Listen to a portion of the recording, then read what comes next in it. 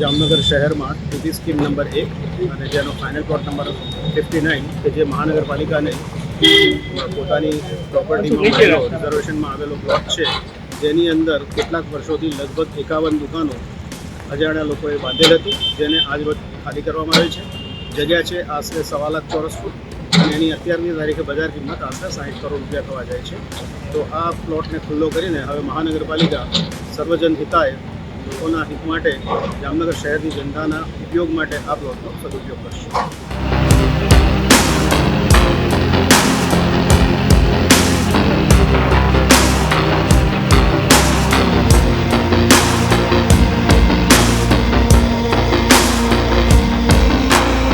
સચોટ સમાચારો સૌથી ઝડપી મેળવવા માટે અમારી ચેનલને સબસ્ક્રાઇબ કરો.